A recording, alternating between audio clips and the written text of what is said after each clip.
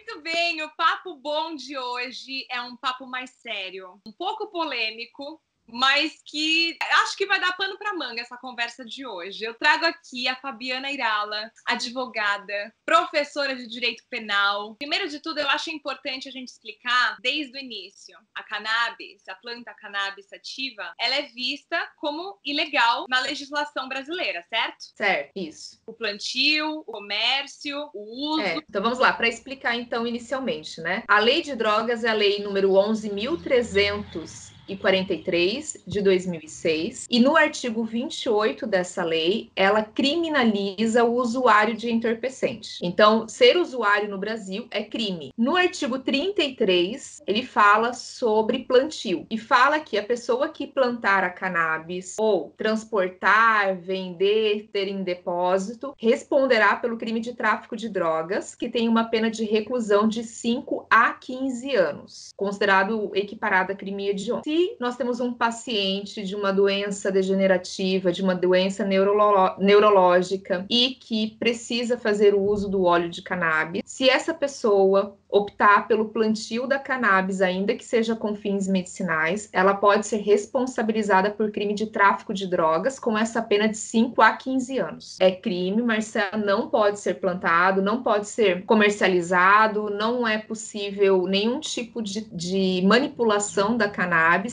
sem que haja uma autorização legal por parte da União, senão configura o crime desse artigo 33. O que levou a Anvisa, na sua visão, a regulamentar a comercialização de produtos à base de cannabis com fins exclusivos medicinais, com prescrição médica pelas farmácias? E qual que é a situação atual depois dessa autorização da Anvisa? Nós temos algumas pesquisas, inclusive em universidades públicas, isso não só no Brasil, sobre os benefícios do óleo da cannabis, dentro desse tratamento de doenças neurológicas ou degenerativas. E, obviamente, perceberam que é eficaz, que não há tantos riscos à saúde dos pacientes, mas que os benefícios seriam melhores, né? Seriam maiores do que os eventuais riscos. Por isso, nos Estados Unidos, na Inglaterra, no Uruguai e na Colômbia foi admitida a manipulação com fins farmacêuticos. Evidentemente que aí há uma questão econômica. Então, se nós temos farmacêuticas que agora podem manipular e vender esse óleo, alguém terá lucro com isso. Trazendo para a questão do Brasil, há cerca mais ou menos de uns 5 anos, algumas pessoas com essas doenças degenerativas começaram a pedir a importação desses óleos que eram fabricados fora já do território nacional, principalmente nos Estados Unidos. Então, antes da gente falar até da Anvisa, Marcela, era importante colocar que já havia uma autorização dessa fabricação desse medicamento da cannabis na Colômbia, nos Estados Unidos, na Inglaterra, e que as pessoas que tinham aquelas doenças neurológicas começaram a pedir autorização para poder fazer a importação desse medicamento. Então vamos lá, se é uma criança com epilepsia, a mãe não tinha como comprar esse medicamento porque não era fabricado no Brasil, pedia autorização então para importar dos Estados Unidos de forma particular. Como não havia autorização prévia, começaram a ingressar com ações contra a Anvisa e contra a União pedindo autorização de importação. Aí é evidente, Marcela, que começaram a perceber que há todo um lucro econômico nessa questão da fabricação da cannabis, do óleo da cannabis, e então, esse ano, em abril desse ano, entrou em vigência uma lei que permitiu, então, a fabricação do óleo da cannabis dentro do território brasileiro. Só para pontuar, Marcela, hoje, então, o paciente do óleo da cannabis, ele tem duas opções, vamos dizer assim, né? Importar o óleo dos Estados Unidos, do Uruguai, da Colômbia, ele pode continuar importando se ele quiser, só que o custo é muito elevado, gira em torno aí de R$2.000, R$2.500 a importação. Agora, como você mesmo pontuou, existe essa autorização para fabricação dentro do território nacional. O que foi estranho nessa lei é que não permitiram às farmacêuticas brasileiras plantarem, produzirem a matéria-prima. Que inviabiliza tudo! Muito! E encarece o produto, Marcela. Finalzinho de abril, a primeira farmacêutica divulgou que o frasco com 30 ml do óleo da cannabis será vendido dentro do território nacional por R$2.500.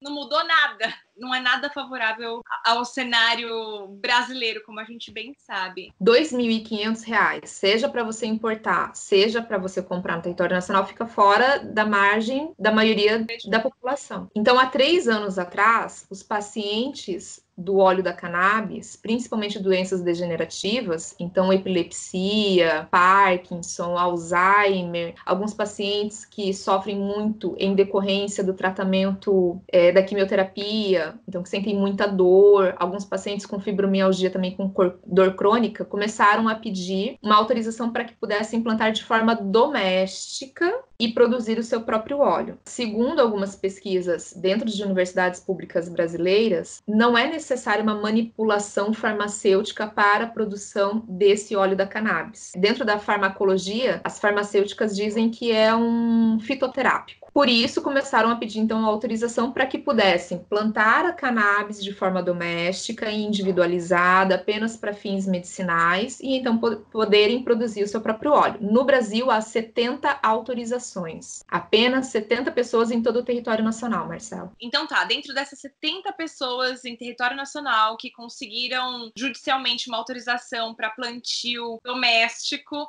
com fins estritamente medicinais, elas entram com essa ação em que vertente? Assim, elas podem ser consideradas criminosas? Podem, mas esse é o ponto mesmo, Marcela.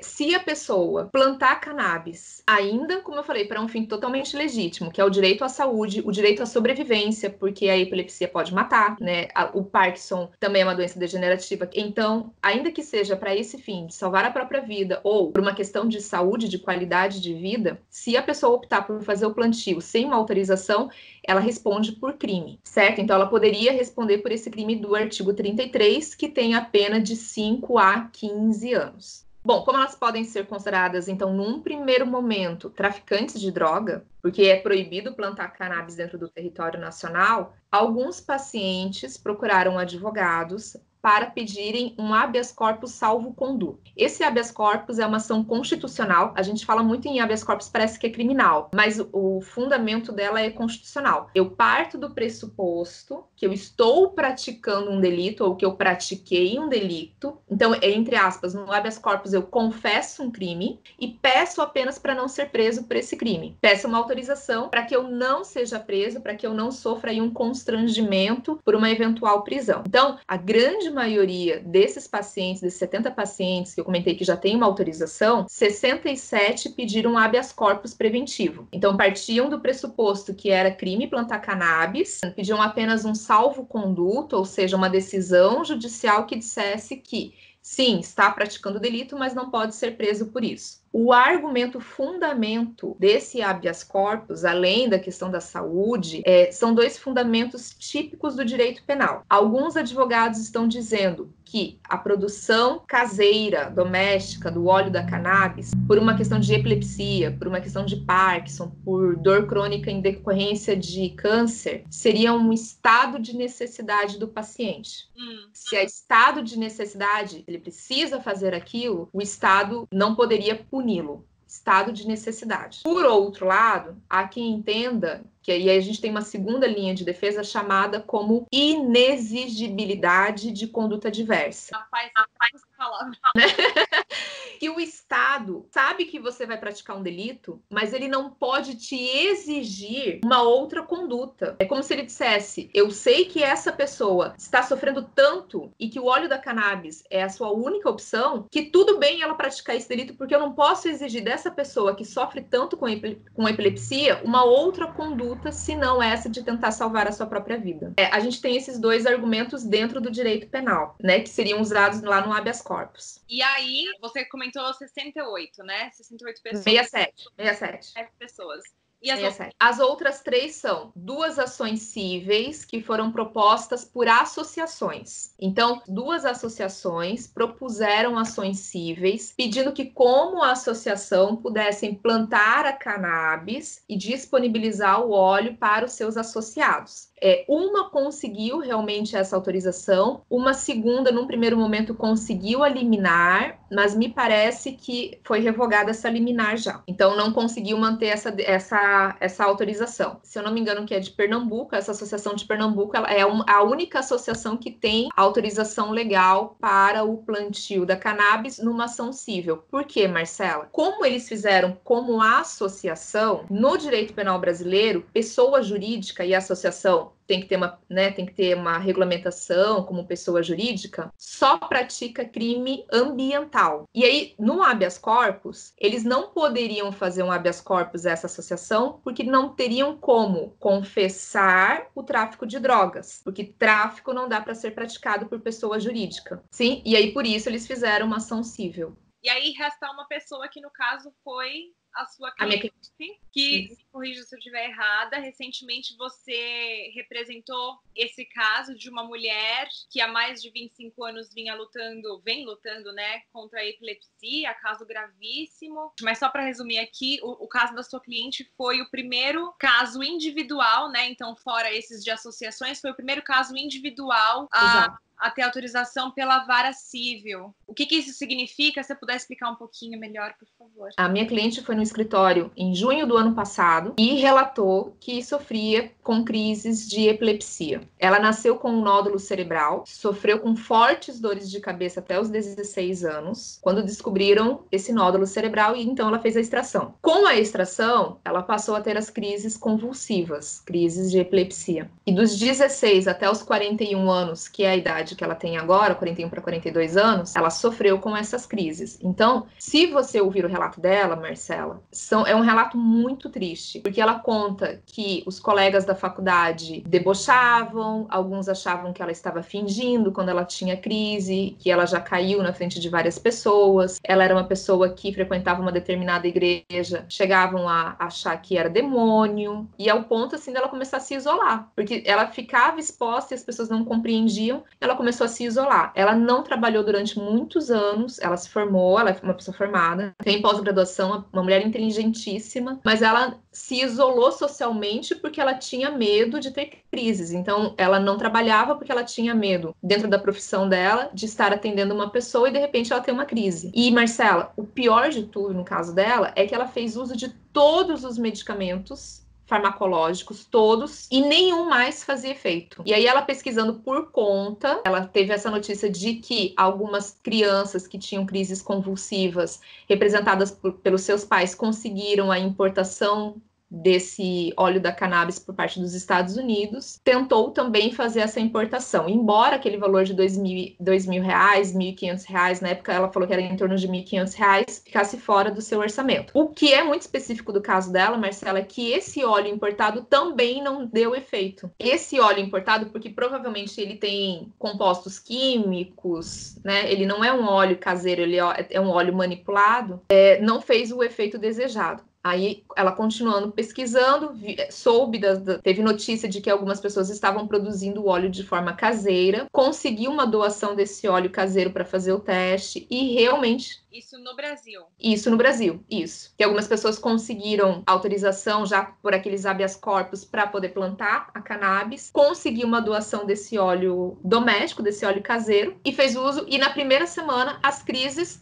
zeraram. Ela que tinha em torno de 6 crises por dia, 6 crises de epilepsia por dia. Então pense a qualidade de vida que essa mulher tinha. Zerou em uma semana. Qual é o ponto? Eu sou professora de direito penal. Então, quando ela chegou até o escritório, a primeira coisa que eu pensei seria habeas corpus salvo-conduto. Dentro daquelas duas linhas que eu falei, estado de necessidade ou inexigibilidade de conduta diversa.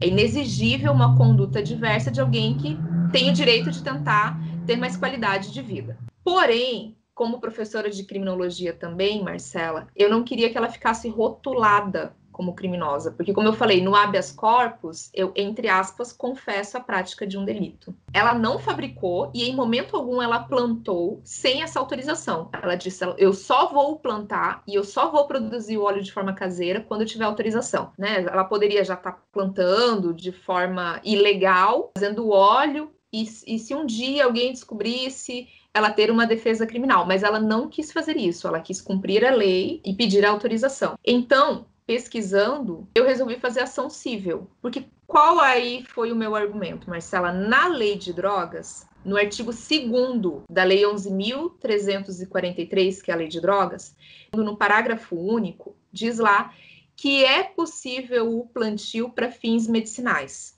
desde que a União autorize. A lei autoriza, exato. E aí, qual que foi a dificuldade de você conseguir lutar por esse caso com base nesse artigo 2º? Teve algum tipo de... Num primeiro momento, quando a gente fala de cannabis, as pessoas têm muito preconceito. Qual foi, então, o argumento da petição? Então, se lá no artigo 2º, parágrafo único, diz que é possível o plantio para fins medicinais, mediante autorização da União, eu entrei com uma ação civil pedindo essa autorização contra a União e contra a Anvisa. Na audiência, Marcela, estavam 2 procuradores que representariam a União e a Anvisa. E a procuradora, que era a procuradora da Anvisa, questionou muito como a minha cliente, que não é formada em farmácia, poderia produzir esse óleo de forma caseira. E eles batiam muito na tecla de que plantar cannabis no Brasil é crime. E eu mostrava para eles que sim, plantar cannabis pode configurar crime lá do artigo 33, mas a finalidade do artigo 33 é reprimir o tráfico de drogas. A finalidade do artigo 33 não é sobre a questão medicinal, é reprimir o tráfico de drogas. E no artigo 2º, então veja, antes de chegar no 33, está essa autorização que diz, pode plantar para fins medicinais, desde que você mantenha essa autorização, que você tenha essa autorização. E aí, qual foi então a dificuldade, como eu coloquei? Eu arrolei como testemunha o médico neurologista dessa minha cliente, e ele, médico neurologista, pesquisador e doutor, ele é um pesquisador do óleo da cannabis, atestou que ela não tem como usar mais nenhum medicamento, que ela corre risco de vida sim, que ela precisa fazer o óleo da cannabis, é o único composto que pode ajudá-la. Consegui 2 laudos de farmacêuticas explicando todo o processo de produção do óleo doméstico. O ponto principal da ação foi essa, demonstrar que ela tinha capacidade, que não seria uma usurpação de função de farmácia e que também não correria risco ao usar o óleo natural. E a partir da autorização do juiz, ela, enquanto autorizada, né, ela passa por algum tipo de fiscalização? Ele colocou isso na sentença, Marcela, ele determinou a quantidade de cannabis que ela pode plantar, porque isso foi demonstrado, nós demonstramos através de cálculos o quanto que ela precisaria, e ele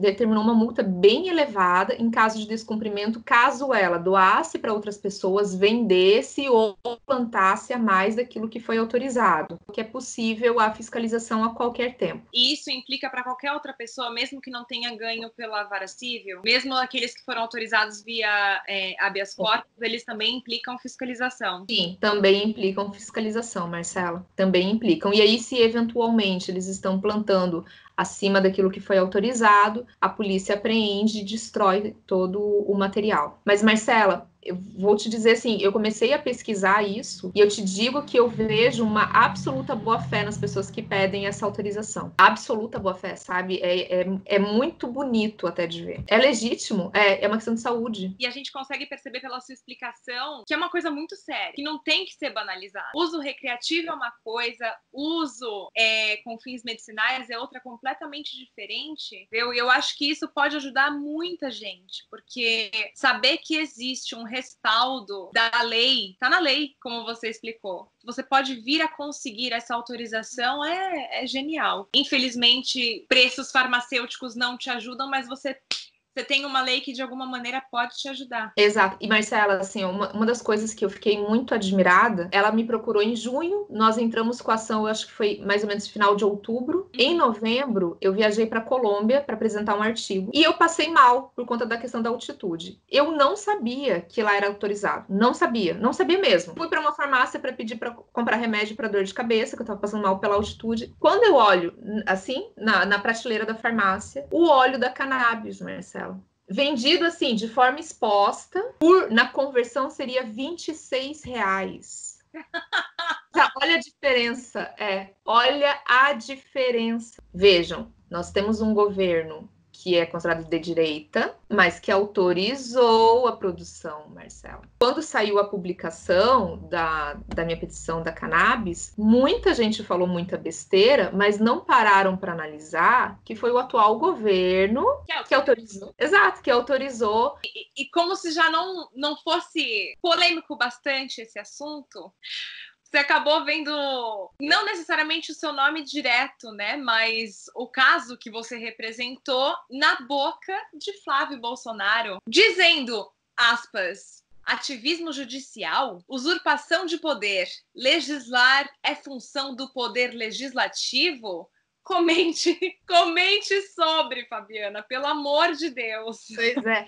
Olha, eu até brinquei dizendo assim, olha, se foi parar no Instagram do Flávio Bolsonaro, é sinal que nós fizemos algo de muito bom. Então, certeza disso. Eu comentei isso. Antes de mais nada, a gente tem que entender por que essa decisão foi criticada pelo Flávio Bolsonaro. Vejam, existe uma razão para tudo, né? Vamos dizer assim, né? E sempre existem razões subjetivas.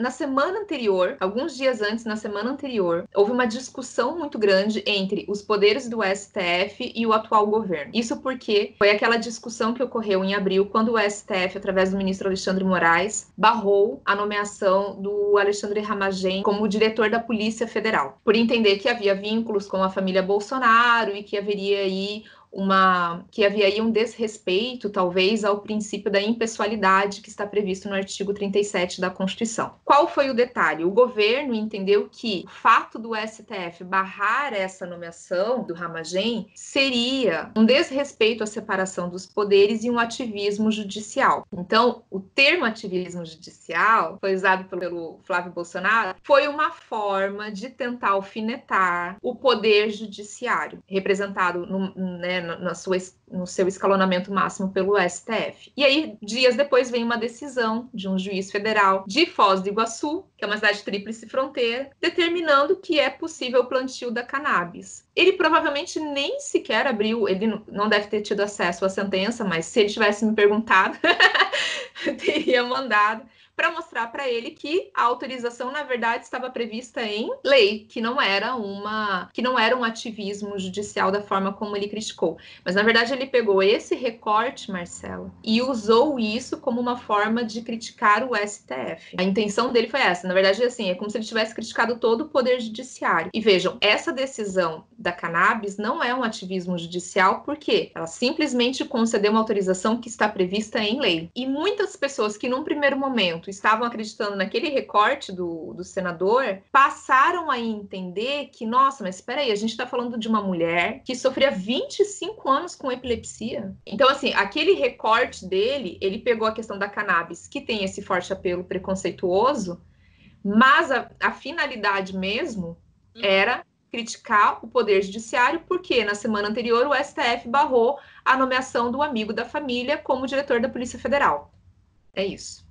Fabiana, para finalizar, você enquanto advogada, que luz que você pode dar para essas pessoas que de fato precisam e de repente venham a lutar na legislação brasileira aí, judicialmente pelo cultivo medicinal? O que você pode aconselhar? Bom, Marcela, mais do que advogada, eu entendo falando até como professora de direito mesmo, eu entendo que é urgente e necessário nós quebrarmos certos paradigmas. Eu não posso entender que uma pessoa que planta cannabis na sua casa para cultivar o óleo para o seu filho de 5 anos que sofre com 6 crises de epilepsia, eu não posso considerar essa pessoa uma traficante de drogas. Eu não posso entender que essa pessoa é uma criminosa. Essa pessoa está fazendo aquilo para trazer qualidade de vida para o indivíduo que é um ser humano, que ninguém deveria ser condenado a ter uma vida com dor simplesmente por conta de uma lei que quer proibir o tráfico de drogas, não a questão do cultivo para fins medicinais. Então, lutem mesmo pelo seu direito. Eu coloquei o modelo da petição disponível no meu Instagram, que é @fabiana_irala. Muitas pessoas me perguntaram, mas Fabiana, você poderia lucrar com essa petição? Você poderia angariar clientes? Por que você está disponibilizando? Porque a minha finalidade, Marcela, até como professora mesmo, é que mais pessoas tenham acesso. Eu não quero clientes, eu quero que as pessoas tenham acesso e questionem. E que os advogados questionem isso também. Então, a partir do momento que a gente começa a questionar a lei, é que as coisas podem começar a serem alteradas e quebrar os preconceitos, Marcela, acima de tudo. Muito bem colocado. Se tiver uma consideração final, sinta-se à vontade para falar aqui, mas eu acho que ficou claro. É muito mais do que um tabu preconceituoso, é uma questão que salva muitas vidas e eu espero que tenha elucidado aí algumas cabeças. E se tiverem umas perguntas, vou deixar aqui seu Instagram, então as pessoas podem te procurar para perguntas? Pode. Tem o modelo da petição no link da minha bio e tem também alguns comentários pelo feed, onde eu cito a resolução legislação da Anvisa que permite essa produção, qual é o fundamento que eu usei, o artigo 2º, cito ali até também a questão de interpretação, os termos adequados, para quem quiser usar. Muito obrigada. Eu que agradeço, Marcela, amei. Obrigada. Até a próxima. Obrigada, Marcela. Até